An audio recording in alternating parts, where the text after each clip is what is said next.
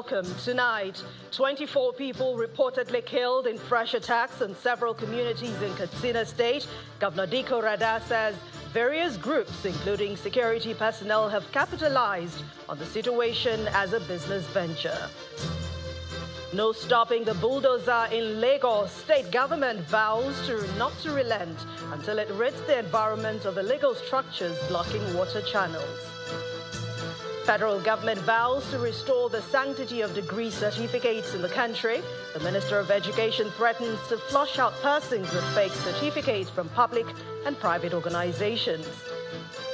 And efforts to rescue the ceasefire and security in Gaza and the release of hostages are being ramped up, with talks resuming in Cairo. And on business news tonight, global ratings agency Fitch lifts Nigeria's outlook from stable to positive, cites faster than expected progress of reforms by President Bola Tinubu since his inauguration in May 2023. And on sports news tonight, world number 1 Iga Swiatek saved 3 championship points to beat world number 2 Arina Sabalenka 7-5, 4-6, 7-6 to win her first Madrid Open title.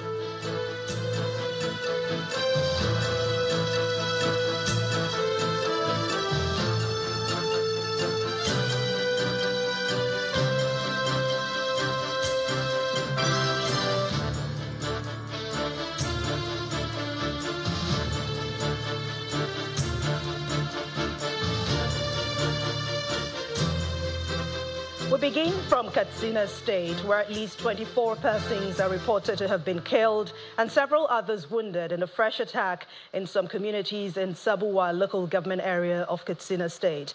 It was gathered that those killed were mostly vigilante members who came out to confront the bandits during the incident.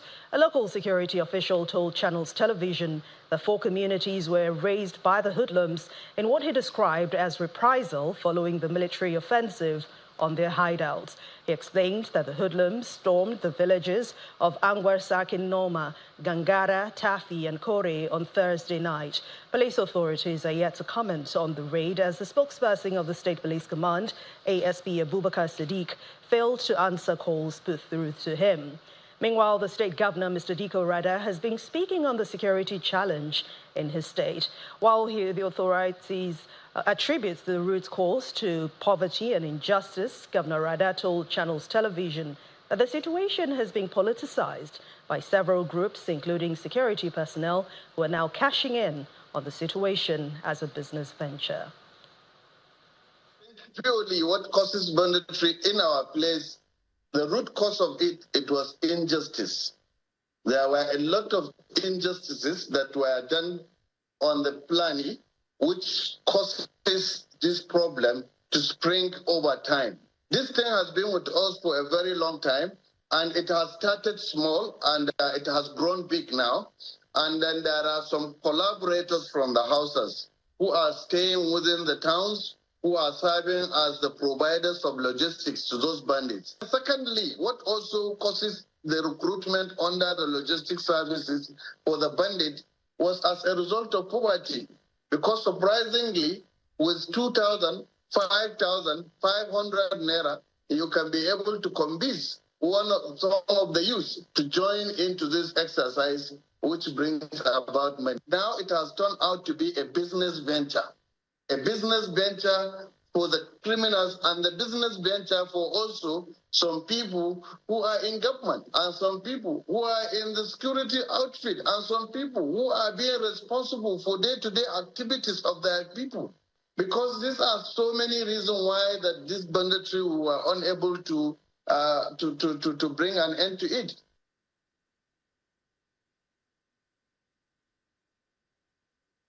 And here in Lagos, the state government says there is no relenting in its effort to rid the environment of illegal structures blocking water channels. The Commissioner for Environment and Water Resources, Mr. Tokunbo Wahab, who was out on an enforcement operation today, vowed that the government will not back down until a holistic solution is found to the issue of flooding caused by human factor.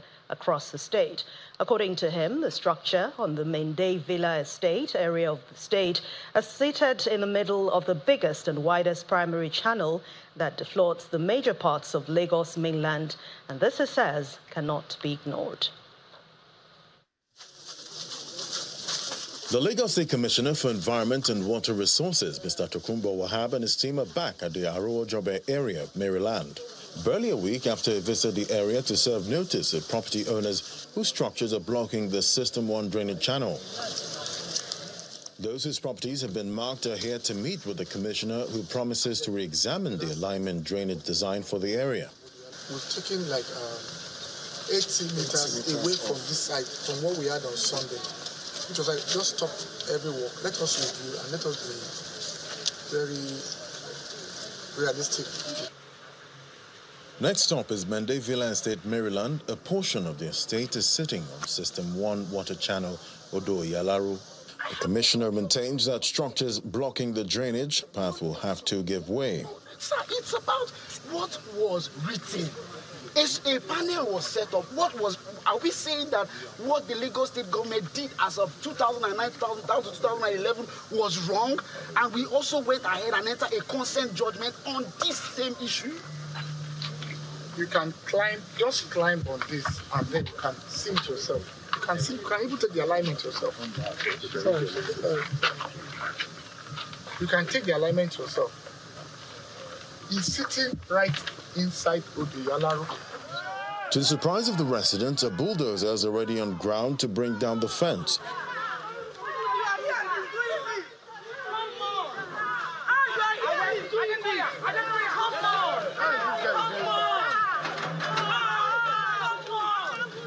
The residents vent their frustration.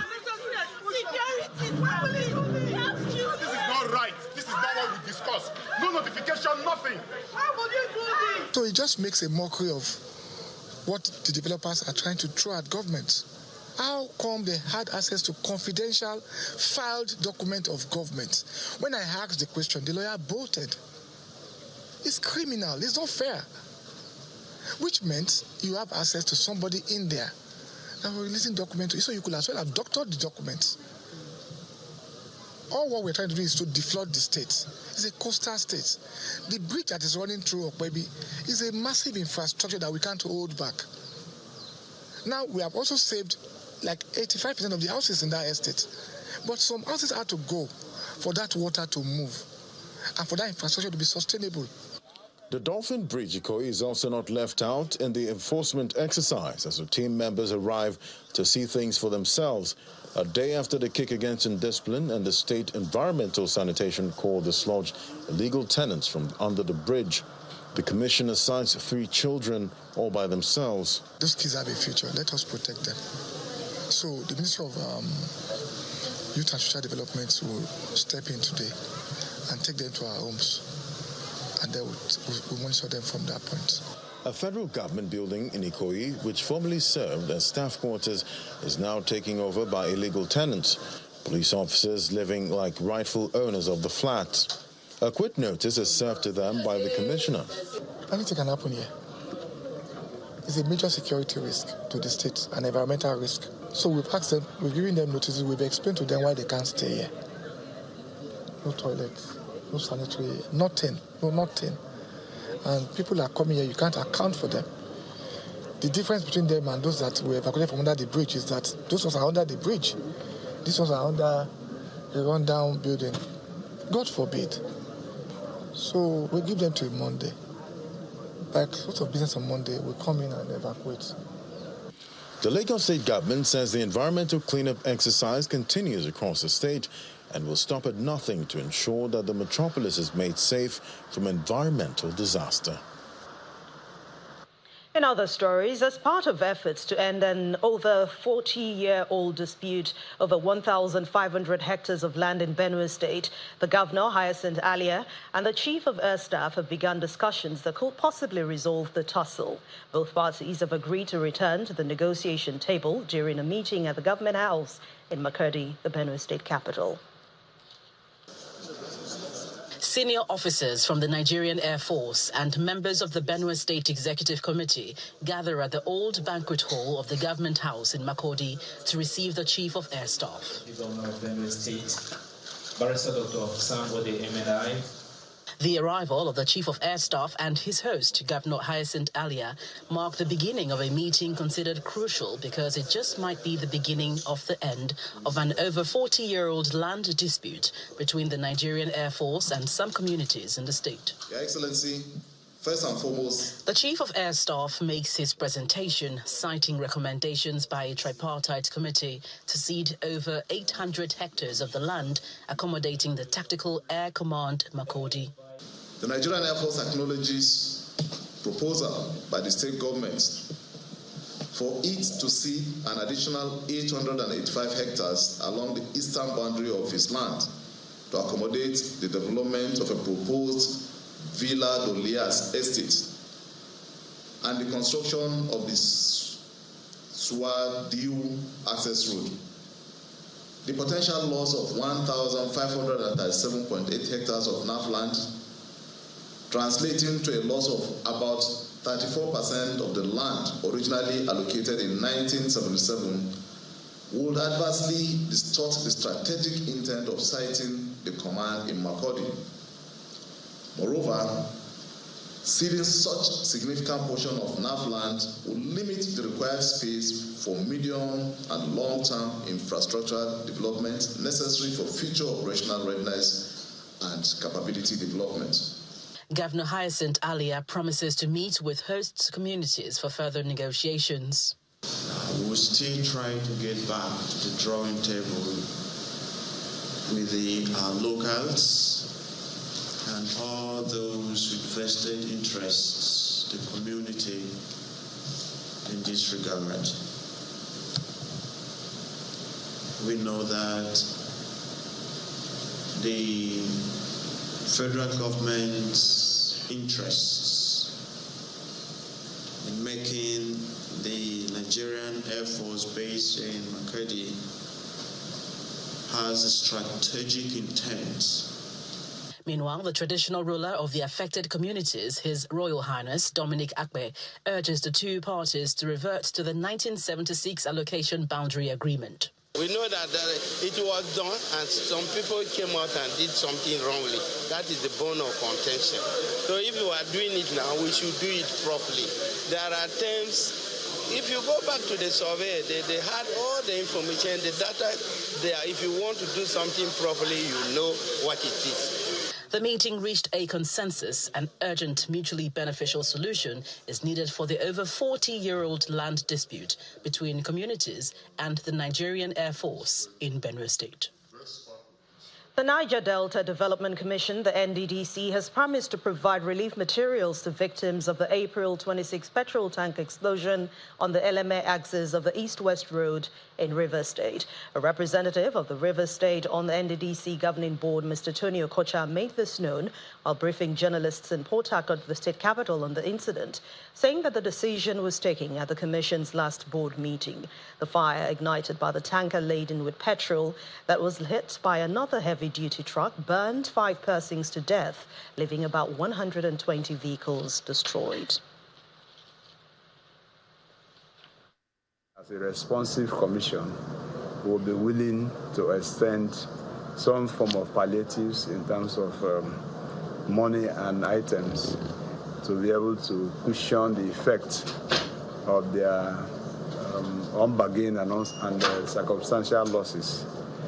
Last meeting that we held, the board held, the chairman of the governing board of the NDDC, Barrister Chedu Ebie, gave a directive that we should visit with the venue and visit with the people who are affected, who are the victims, one way or the other, and send the concerns of the NDDC to them, and also assure them that there is hope. It is something that was unbargained, actually, and again, people became circumstantial victims. But what can we possibly do other than to go condole with them, sympathize with them, and see how we can help them get off the grounds again. In part two, after the break, Gombe state government moves to bolster livestock production to invest in a grazing reserve covering 146,000 hectares of land earmarked for cropping and animal husbandry.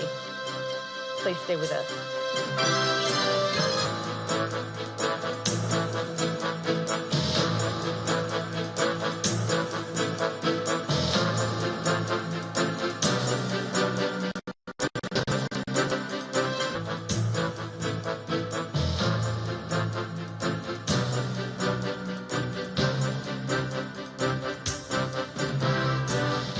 Welcome back. If you've just joined us, you're watching the news at 10, coming to you live on Channels Television from Lagos. A reminder of our main stories. 24 people reportedly killed in fresh attacks in several communities in Katsina State. Governor Diko Rada says various groups, including security personnel, have capitalized on the situation as a business venture. No stopping the bulldozer in Lagos. State government vows not to relent until it rids the environment of illegal structures blocking water channels. Federal government vows to restore the sanctity of degree certificates in the country. The Minister of Education threatens to flush out persons with fake certificates from public and private organizations. And efforts to secure a ceasefire in Gaza and the release of hostages are being ramped up, with talks resuming in Cairo, Egypt.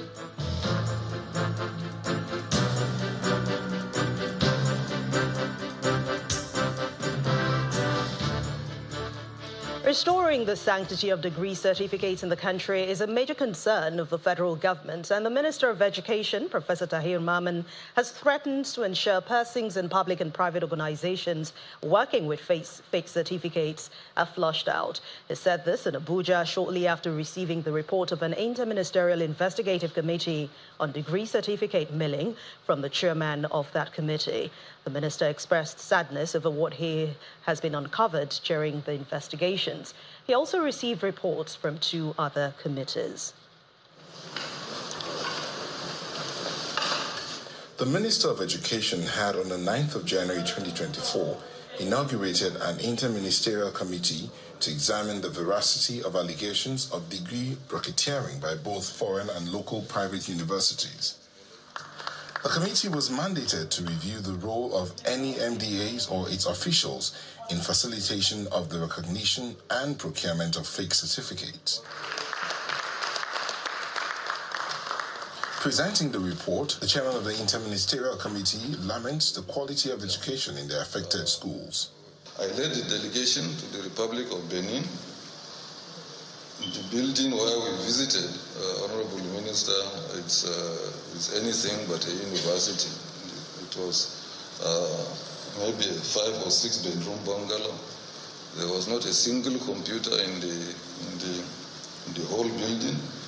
They were teaching computer science, and there was no laboratory. They were teaching some science programs, and surprisingly, there are still some Nigerians there. The Minister of Education condemns the unfair advantage given to first-class graduates with fake certificates from foreign private universities. He vows to flush them out of public and private service. It's very possible there may be hundreds of people out there who are carrying fake certificates, who may find themselves in various services, public and maybe serious private sector organizations, who need to be flushed out.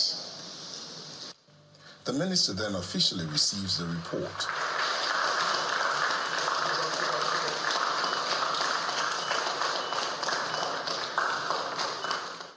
Beyond the issue of degree mills, the minister receives 2 other reports on the Tertiary Education Trust Fund.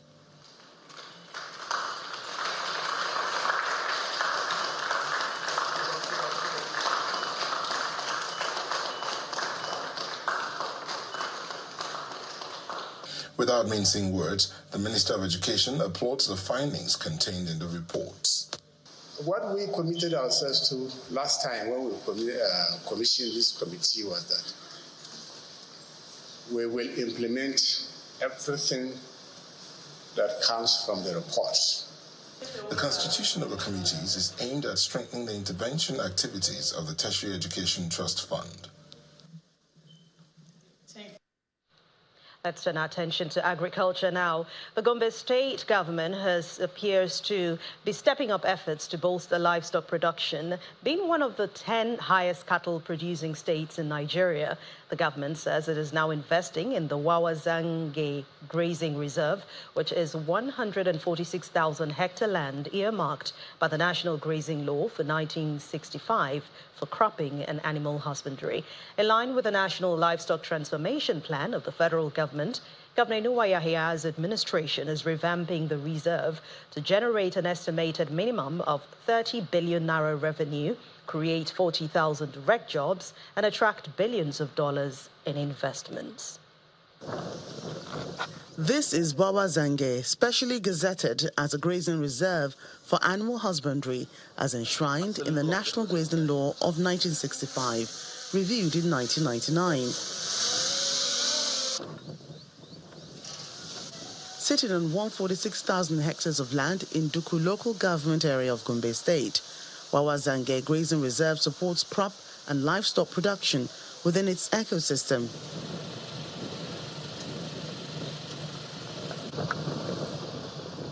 The Gombe state government is set to transform this grazing area into a multi-billion-dollar cattle beef production hub equipped with veterinary clinics, milk processing plants, slaughterhouses, hospitals and modern schools.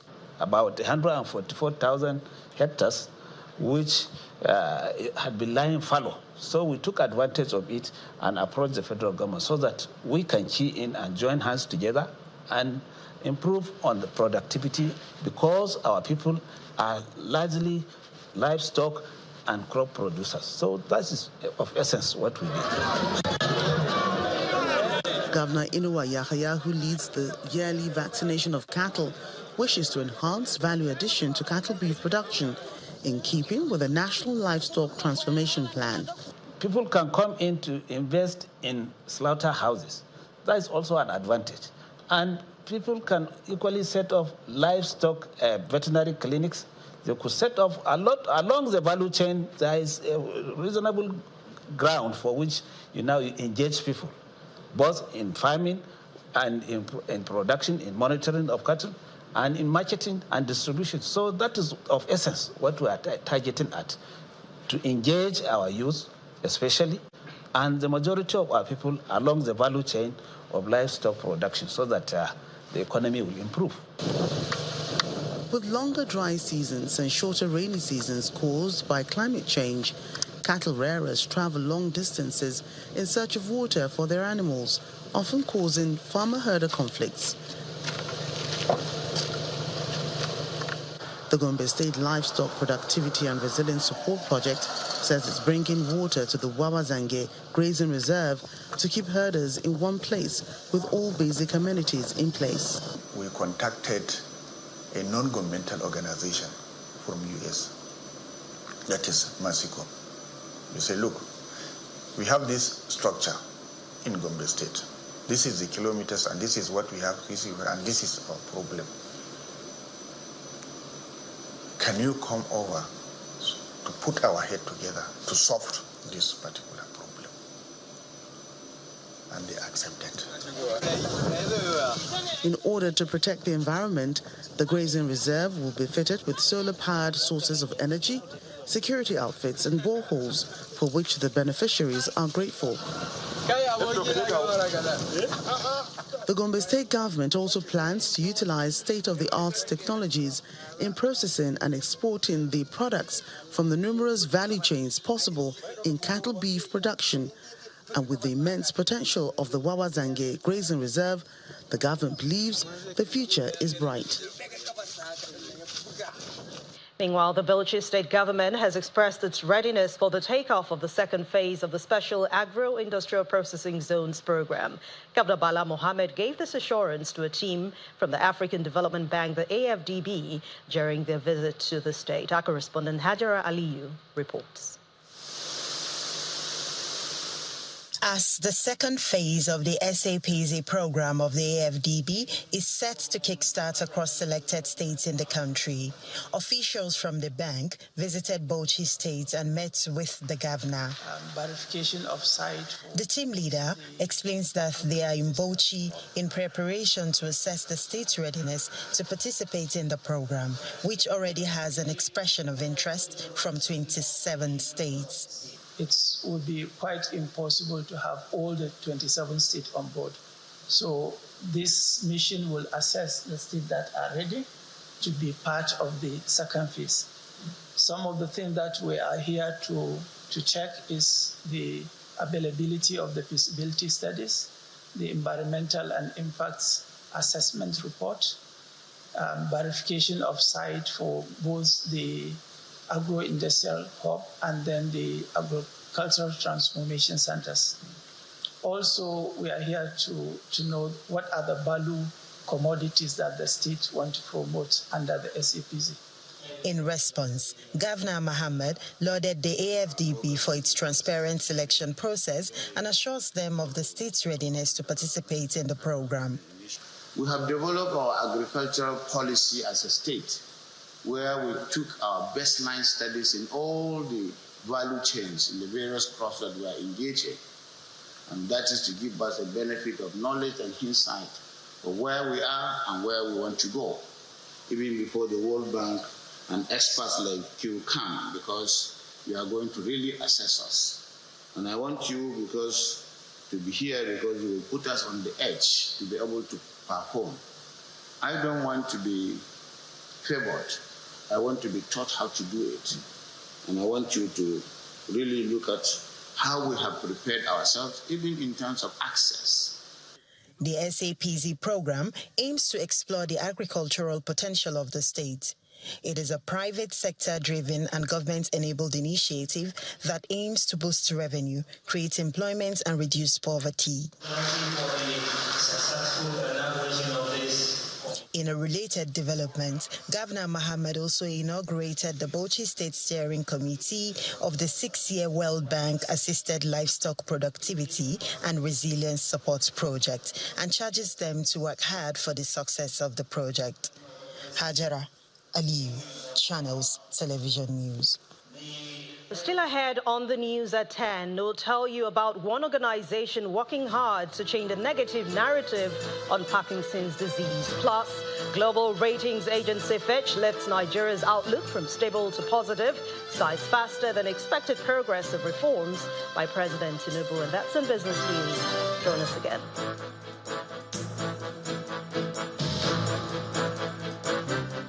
Welcome back. Let's talk health now. Parkinson's disease, a progressive neurological disorder, is largely misunderstood, just as those living with the condition are stigmatized. One organization working to change that narrative is the Adewumi Desalu Parkinson's Foundation, ADPF, which has held its second annual symposium in Lagos to increase awareness of the disease and support those living with it. Our correspondent Mary Alala Yusuf reports. In the landscape of Parkinson's disease. Members of the Adewumi Desalu Parkinson's Foundation, people living with the disease, their carers and others make up the crowd at this symposium. The main speaker dives into the matter that will be the major thought throughout the conference. This scenario is further complicated by widespread misconceptions and stigma associated with neurological disorders in many parts of Africa, including our own nation. It is not uncommon for patients to be isolated due to misunderstandings about their condition. The few who know about Parkinson's disease associate it with distorted motor function, but neurologists say the worst effects are not seen. People who develop Parkinson, about half of them, may have had problems with perceiving smell more than 10, 15 years before they start becoming slow. Sometimes patients can have constipation, not going to toilet, a long time before they even become slow. Some can be depressed. An architect in attendance corroborates the doctor's observations with a look at his personal life. You cannot swallow very well, with certain soups. like me, I have to, each of them, you have to tackle it and have to find a way to overcome it. Serious constipation. And you have to find a way to manage the constipation aspect. Another one will appear. You know, you find that they are sleep-talking and sleepwalking. He observes that staying active is a key component to managing the disease. I kept walking until about 2 years ago that I stopped walking. Before then, around 2012, I even supervised a 7-story structure because I was keeping busy and trying to carry on my physical activities. I didn't know that it was helping me.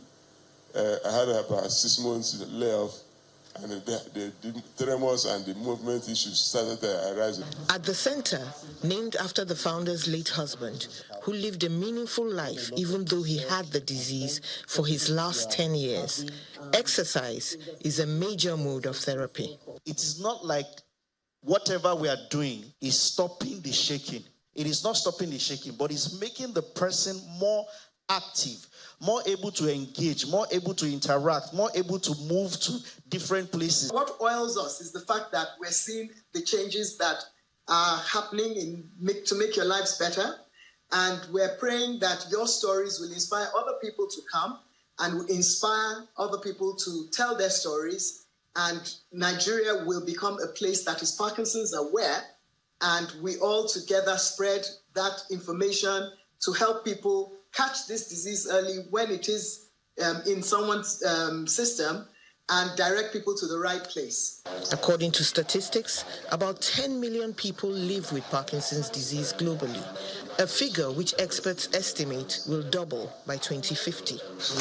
ADPF employs a range of activities for its members to keep them active. Exercise releases dopamine in the brain, a hormone which helps with motor skills, memory, and other body functions, giving people with Parkinson's more control over their lives. Mary Alale Yusuf, Channels Television News.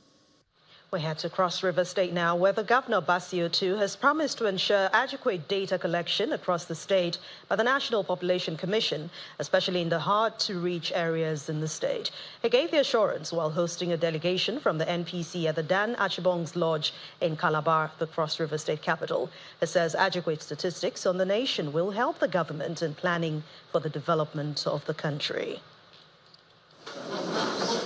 The process of systematically collecting, compiling, and analyzing demographic, social, and economic data on all residents of a country, which provides vital information for government planning, policy making, and resource allocation, is a crucial exercise. Conducting a population census, especially in the hinterlands, comes with its complexities. And that is the reason for this meeting with the National Population Commission and the Cross River State government to synergize on ways to get accurate data from hard-to-reach areas. These challenges include inaccessibility of certain warring areas in the state. This has affected during the last innovations exercise. There are some areas that they have not been able to reach. And that throws some challenge, and that is the issue that is now like a responsibility that have to take up at the national to see before census how those areas must certainly be taken care of, because otherwise that means they will not be covered during the census period. So it's a big challenge also. We have a number of some of them, some in Biase, some in Odua, local government, those areas that are affected. But I know that with support of His Excellency, before census, those places will be certainly be taken care of, so the problem can be addressed. Governor Basio II assures the Commission of his full support in reaching the hinterlands of the state. Yes, this birth rate, I think we are going to take it very, very important. Because of other considerations, it's been difficult to actually get the adult census very straightforward. But I think in terms of birth rates, if we concentrate on this, because this is what the development partners and the multilateral agencies are very, very interested in. I think if we can work that part very well, we must have achieved to a certain point. So that by the time that generation comes up very well, then we'll have a near accurate figure, because there's nothing anybody can do at that point in time. I know you will always have problems with delimitations when it comes to areas of boundary crisis and so on and so forth. That we will sit together, because the danger is to everybody. So we don't know how it will come out, but we believe that if we put heads together, we can come up with a proper security architecture that can manage those particular areas, and we are able to get through with some very good figures. For you to work well, you actually need a proper office where people can sit and know that they are in an office and work properly to deliver on their mandate. So we'll look at that, we'll send our people to come and look at it and then see what we can also do to that. The National Population Commission is expected to work with state governments to deploy resources, personnel, and technology to reach every corner of the state in the forthcoming National Population Census. To company news now, and some heartwarming developments for investors in one of Nigeria's largest investment groups, Odua Investment Company Limited. The company has announced the approval of 428 million naira as total dividend for the year 2023, in addition to other resolutions at the 42nd Annual General Meeting of the Strategic Investment and Asset Management Firm in Lagos. For the group chairman, Otumba Bimbo Ashiru, the success comes with improved collaboration and synergy within the group. Odua Investment Company Limited. Odua Investment Company Limited, made up of the 6 southwestern states, Lagos, Ogun, Ondo, Oyo, Ekiti, and Osun, have their representatives, board members of the company, and other stakeholders here after due process has been observed. We have therefore implemented succession planning capacity. Presided over by the chairman, Otumba Bimbo Ashiru. The meeting delves into the business of the day, but not before handling some housekeeping issues. In 2023, we initiated a competitive process to appoint a successor for our current Group Managing Director, Mr. Wale Raji. As a testament of our efforts in the area of succession plan, the process produced Mr. Abdurrahman Unisa, current Chief Investment Officer, as the Group Managing Director designated. The Group Managing Director then shares his report. In real terms, after stripping off revaluation gains arising from my investment property portfolio, OICF profit for year 2023 actually increased by 62% to 1.772 billion. And then to the dividends. For the financial year ended 31st December 2023, the gross dividend of 427.8 is proposed to be declared for the financial year. If you approve, the proposed dividend will be paid to all shareholders. Directors' fees, remuneration, and other items were also proposed, moved, and approved. The incoming Group Managing Director now has the responsibility to improve the numbers before a similar meeting next year. A lot has happened in terms of setting the stage for us to be able to grow the business. So what we're looking for is to now use opportunities to get more partners to work with us and be able to become the engine room for the economic development of the Southwest region. Odua Investment, which is involved in hospitality, real estate, among other areas of businesses, says the company will continue expanding its horizon to better the economy of the southwestern states. Well, we're not done yet with Odua Investment Company Limited, as its subsidiary, Wemmerboard Estates, is embarking on yet another landmark project, the Aurora West Link Estate, located in the government reservation area in Ikeja, Lagos. It's a partnership between the Wemmerboard Limited and Aerofield Homes Limited. The company says that this project will sit on 7,400 square meters, comprising 40 units. It is a testament to what can be achieved when parties work together in achieving a common goal. It's an occasion that has brought management of Odua Investment Company Limited and Aerofield Homes Limited, as well as guests, under one roof. For the Group Managing Director and Chief Executive Officer of Odua Investment Limited, Mr. Adewale Raji, value will be maximized for all stakeholders while Managing Director of Wemabad Limited, Mr. Oluyemi Ejediran, noted that the takeoff of the project is a testament to an unwavering commitment and resilience. The purpose is to ensure that we take advantage of new opportunities, streamline operations, and maximize value for all stakeholders. The potential benefits of this strategic decision by Odua Investment are significant. We anticipate improved efficiency, enhanced market positioning, and accelerated growth in the real estate sector.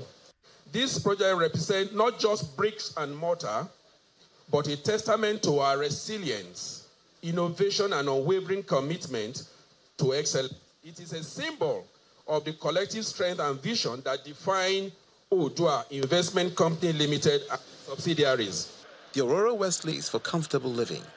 For the chairman of Odua Investment Company Limited, there will be no room for compromising of standards on the project, a commitment the chairman of Aerofield Homes echoes. I want to commend the board and management of Wema Board for a job well done. It's not easy to do projects like this. We will not compromise on our standard. The Aurora Westlink housing project is not merely about constructing buildings. It's more about building future. It's about creating space where families will thrive, memories will be made, and dreams will be realized. Odua, Aerofield, Wema Board going to go from strength to strength. Amen.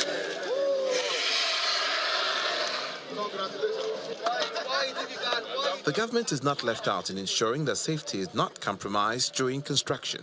Lagos State Safety Commission was enacted in 2011 to ensure that all construction sites in Lagos State workers are being protected, ensure that personal protective equipment are being worn by the workers, because nobody pray to leave his wife and children coming to work and at the end of the day go back being injured. The Aurora Westlink estate stands as a testament to Aerofield Homes Limited and Odua Investment's commitment to crafting unparalleled living experience that blends timeless elegance with modern sophistication. The cohort 2 of the MasterCard Foundation Edtech Fellowship has kicked off with 12 lucky startups already selected to participate. The fellowship, which is in partnership with the Co-Creation Hub, will provide each of the 12 Edtech innovators a $100,000 fund plus a 6-month period experts advisory services to help develop solutions to address gaps in the education sector. To know what you're expecting, This event kicks off the cohort 2 of the MasterCard Foundation Edtech Fellowship in partnership with CC Hub to empower startups, build tools to enhance learning. 12 lucky innovators have been selected from thousands of applications, and the process, they say, was rigorous. Took over 500 hours to go through the application process to select you. So I want you guys to give yourselves a round of applause in the cohort, because you have come a long way. The message from MasterCard Foundation speaks of support and inspires confidence. We joined 96 fellows across 8 African countries this year who are doing amazing work just like you. We at the foundation are thrilled to be part of your journey, and we look forward to collaborating towards a stronger Edtech ecosystem and ultimately improved learning and skilling outcome for young people. Congratulations once again. We are here for you and we'll be here to cheer you on, and we look forward to seeing the kind of impact we'll create in this program. The goal is to help innovators build solutions to address the need in our education system, and the startups appear already on track. We created a solution that uses OCR technology, which is optical character recognition technology, to scan text of books and convert this text to audio outputs for the visually impaired user to listen to. The resources the fellowship offers is huge.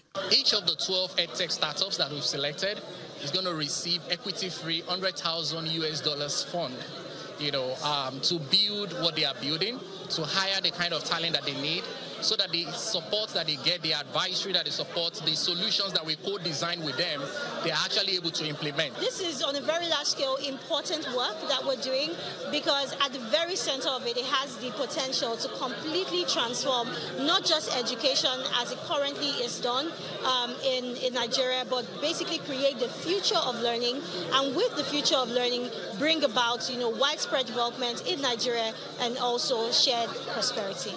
And to the startups, this means a lot.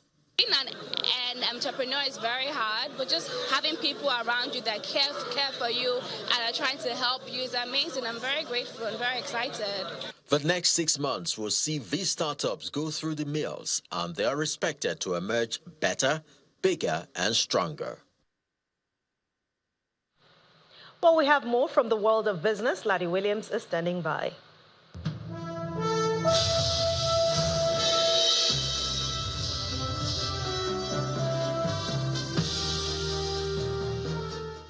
Thanks, Anne. Well, in business news, global ratings agency Fitch has revised Nigeria's outlook from stable to positive, citing faster than expected progress of reforms by President Bola Tinubu since his inauguration in May 2023. In a statement released on its website, Fitch says the positive outlook partly reflects reforms over the last year to support the restoration of macroeconomic stability and enhance policy coherence and credibility. According to Fitch, the reforms have reduced the impact of unconventional monetary and exchange rate policies from the previous administration that led to a significant increase in foreign exchange inflows. The ratings from Fitch also affirmed Nigeria's long-term foreign currency issuer default rating at B-. It earlier expressed concerns that weak governance, security challenges, high inflation, and structurally low non-oil revenue and weak exchange rate framework would constrain the country's economic growth. An anticipated rise in minimum wage is expected to alleviate the cost of living crisis faced by many Nigerians seeking better living conditions amidst the current economic hardship. At the same time, this is also expected to have a direct impact on the domestic capital market. According to the Managing Director of NASD OTC Securities Markets, Mr. Ewaride Longe, was a guest on our Capital Market show earlier. The actualization for the market is largely dependent on the participation of retail investors, among other factors. Take a listen. Let us take this from the position that was expressed by Labour, 615,000 naira per month. That's not an outlandish expectation when you look at the cost of living, but it isn't affordable. I mean, I just relate to myself as the manager of a business. If you put the minimum wage at 615, where do you scale it up there from? So that's part of what I say about the overheated economy. We need to really sequence things a bit better. Where will the minimum wage be? It's not something that you pluck from the air. It's a negotiation, and there needs to be sincerity, but definitely not where it's currently. So yes, I mean, I think that we're going to have to get people through the door, and that's what we are focused on with our platform. We think that there need to be growth businesses that succeed and become sustainable. I think that's where investing will count. I mean, if it is just investing to create more naira, that's good. I mean, there's nothing wrong with a little more money in your pocket. But you also want to see the environment grow. You want to see the schools grow. You want to see, we want to see logistics become more logical. And to financial services now, the West African Insurance Companies Association has stressed the need for harmonization of insurance regulation and education to strengthen regional cooperation and build a vibrant, progressive insurance market in the West African sub-region. In a statement released by Secretary General and Chief Executive Officer at the end of their annual General Meeting and Education Conference in Banjul, Gambia, the insurance industry sub-regional body says the harmonization of cross-border finance and trade regulations in Africa's sub-regions could further raise the revenue potential of insurance in the coming years. At the same time, the Vice Chairman of the West African Insurance Institute, in Gambia, Mr. Rotimi Fashola, explained that although there are many hurdles facing Anglophone countries within the region and the quest for harmonization, WICA members could achieve a consensus by taking steps to address divergent interest priorities and regulatory environments which tend to complicate negotiations and decision-making processes. And to the markets now, foreign exchange trading at the FMDQ exchange closed negative for the week as the total turnover of forex transactions carried out fell by 10.38% week-on-week to $1.14 billion as of May the 3rd. The week-on-week decrease in the total turnover was jointly driven by the 8.91% or about $111 million increase in FX spot turnover and 80.94% or $21.23 million decrease in FX derivatives turnover.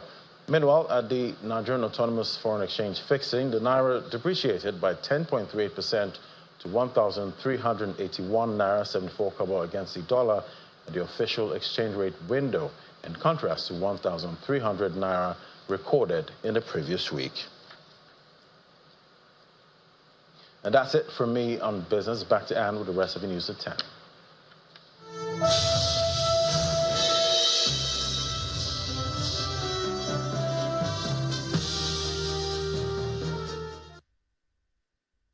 Thank you, Ladi. We head over to Abuja Studios now, where Victoria Longjourn is standing by to give us some sports news.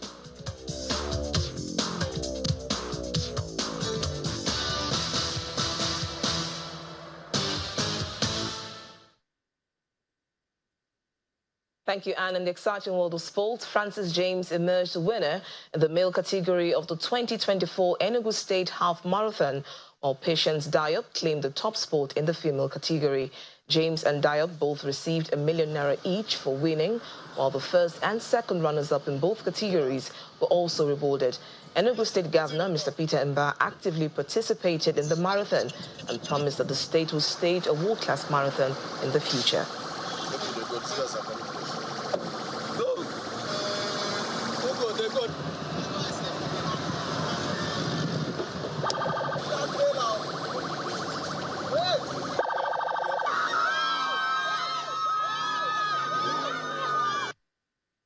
We do want to sustain this, but above all consolidate. We're not just looking at doing this at the scale that it was done today. In few years, as I said, we want this to be part of the international athletics draw in their calendar, so that when you talk about the Boston Marathon, you talk about the London Marathon, you should also be talking about the Enugu Marathon. So we expect to draw the best of our best athletes across the world to come to Enugu and do the Enugu Marathon, hopefully, as I said, in a few years. And Arsenal cruised past Bournemouth 3-0 at the Emirates Stadium and will retain top spot in the Premier League with 2 matches left to play. Elsewhere, Brentford played out a goalless draw with Fulham at the Edtech Community Stadium, while Newcastle defeated Burnley 4-1 at Turf Moor to pile more misery on the relegation-threatened team as they battle to stay in the top flight. Callum Hudson-Odoi scored twice as Nottingham Forest took a big step towards survival by beating already relegated Sheffield United.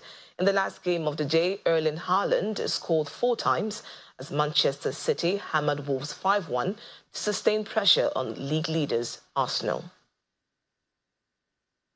In tennis, top-ranked Iga Swiatek avenged her loss to Aryna Sabalenka in last year's Madrid final by defeating the world number 2 to clinch her first title in the Spanish capital after a grueling 3-hour, 11-minute battle on Saturday. Coming back from a 1-3 down on the decider and saving 3 match points in total, Swiatek claimed a 7-5, 4-6, 7-6 victory to secure the trophy. She has now won each of the WTA 1000 and 500 tournaments held on European clay at least once, to go with 3 French Open titles on the surface at Roland Garros. Australian Open champion Yannick Sinner will not play at the upcoming Italian Open due to a hip injury, which forced him out in Madrid earlier this week. The 22-year-old would have been one of the favourites for the Masters 1000 tournament in the Italian capital. Sinner is working with doctors to be ready for the French Open. And that's it on Sports News. It's now back to you, Anne, for the rest of the news at 10.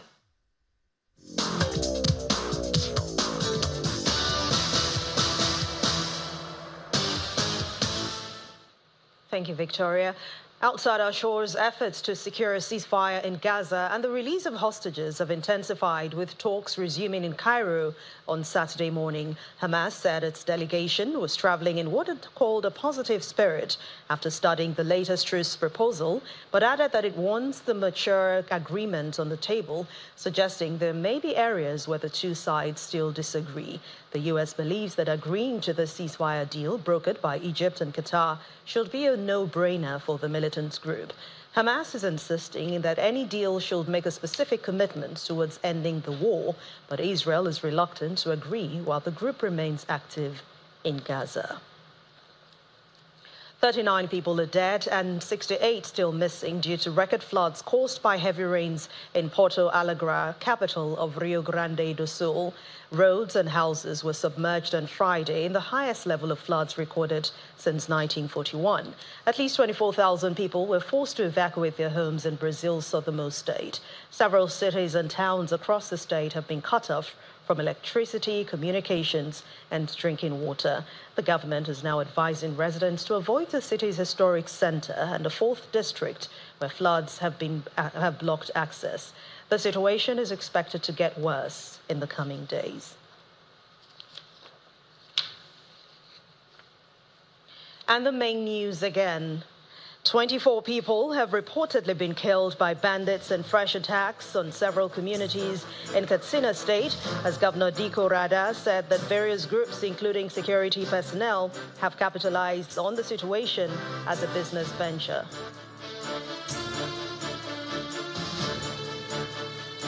And efforts to the federal government has vowed to restore the sanctity of degree certificates in the country, just as the Minister of Education, Professor Tahir Maman, threatened to flush out persons with fake certificates from public and private organizations. That's the news at 10 tonight. Thank you so much for watching. I'm Anne Nwawadu. Have a wonderful night.